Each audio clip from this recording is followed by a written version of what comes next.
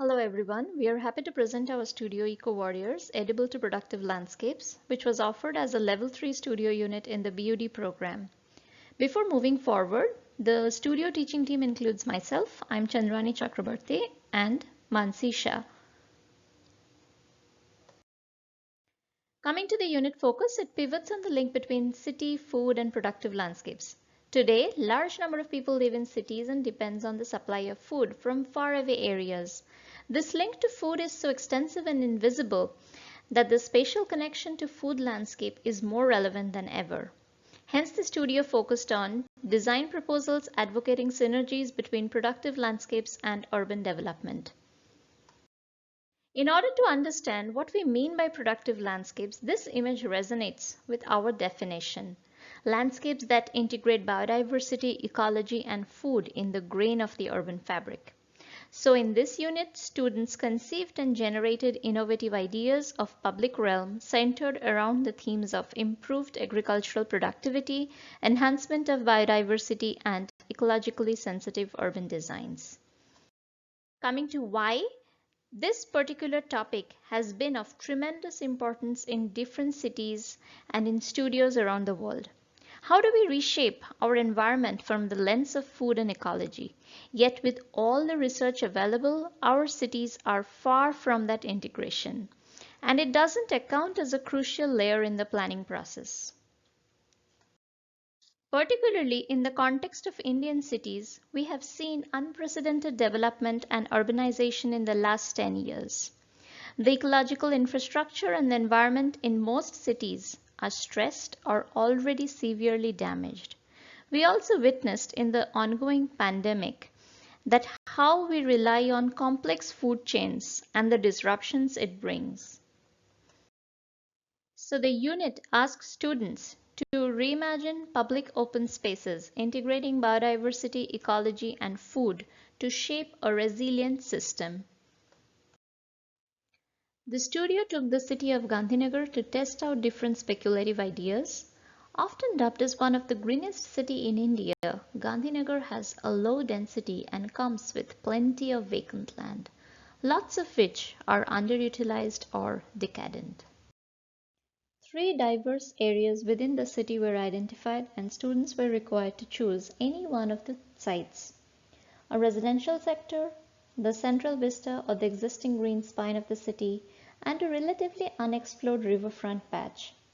Before starting on their individual site, the unit also asked students to propose a vision for Gandhinagar in 2030, encompassing different scales of open spaces.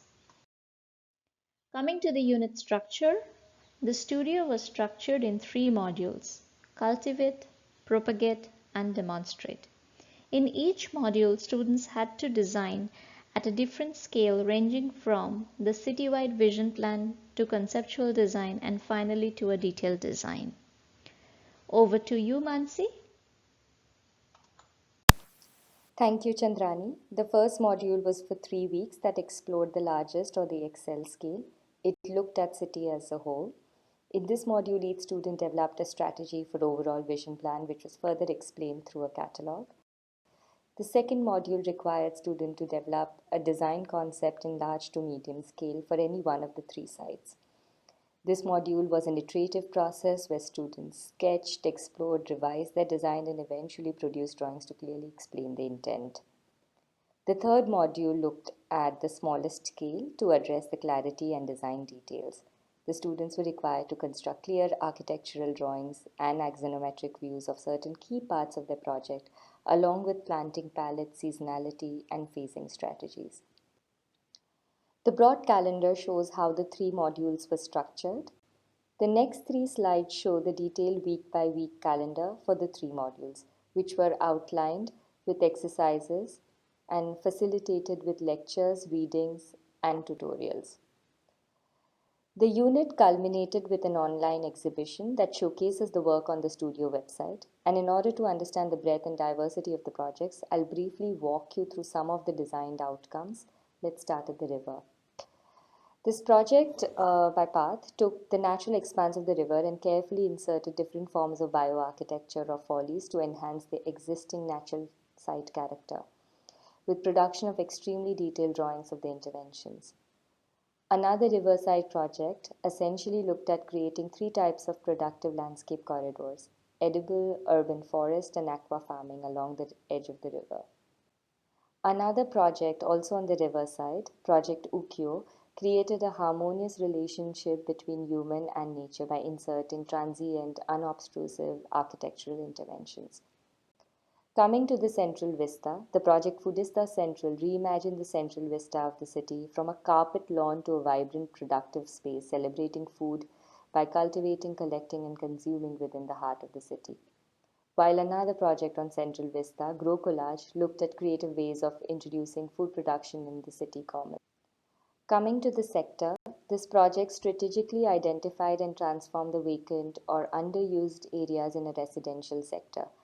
The project, through a kit of parts, stitched the inner urban parcels into a continuous productive urban landscape. Another sector, Project SWR, aimed to integrate productive landscapes in the everyday life of people by envisioning a fully self-sufficient sector.